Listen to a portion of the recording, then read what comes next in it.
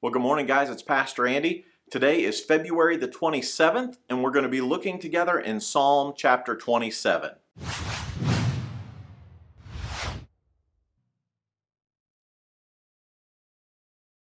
Psalm 27 has a lot of awesome verses in it, but the circumstances around writing this is actually before David was king. This was a time in his life when Saul was chasing him, and David is calling out to God. He says in verse 1, "The Lord is my light and my salvation." My salvation is the victory is sure, is what he's saying. I know that God has got this. The Lord is my light and my salvation, so why should I be afraid? David said, because I'm on God's side, because I am following after God, there's no reason for me to be afraid of what Saul or anybody else can do to me. He says in the rest of that verse 1, "The Lord is my fortress," or my stronghold, protecting me from danger, so why should I tremble? Well, of course, as we've said many times in our own lives, and as we've quoted God's word, he says, if God be for us, who can be against us? If we're on God's side and we're partnering together with God, then it doesn't matter what opposition we face, because me and God is a majority. I don't need anybody else to be on my side. I don't need to be partnered with anybody else. And David says, as long as I am with God, I have no reason to be afraid, and I have no reason to tremble. He says at the end of verse 3, even if I am attacked, I will remain confident.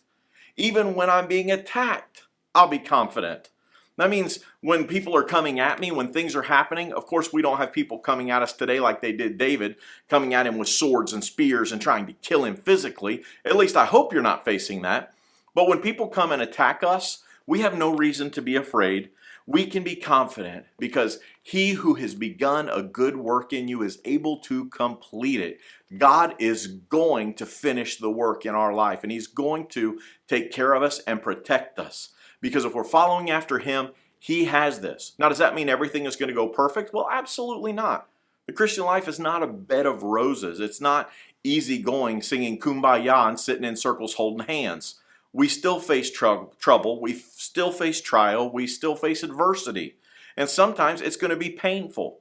But we know that if we're following after God, all things work together for good to those who are the called according to his purpose. When I am partnered with God, even the bad things in my life have a purpose, and I don't have to be afraid of them because God is in control of all of it. He says down in verse 10, even if my father and mother abandon me, the Lord will hold me close. How awesome is that? That it doesn't even matter if the closest people in this earth to me, my parents, turn their back on me, I know that God will never turn his back on me. He's closer than a brother. He's the friend who is always there. He's promised to never leave us and never forsake us.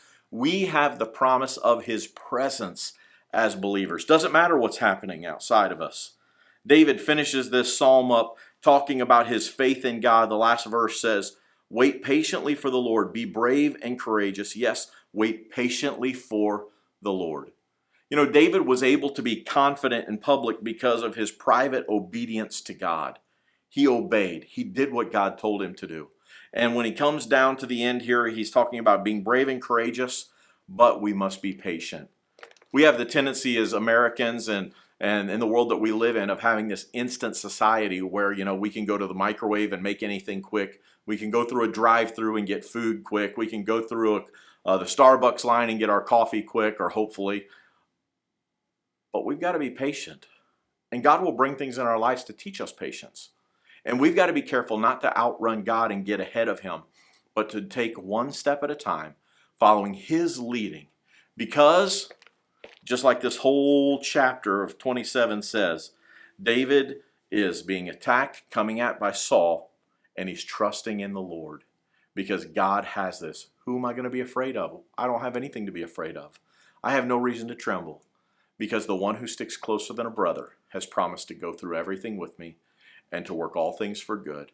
I must have faith in God and trust him that he knows best. I hope you'll get into the Bible and you'll study it and read Psalm 27 today and ask God what he has in there for you. Until tomorrow, God bless you and have a great day.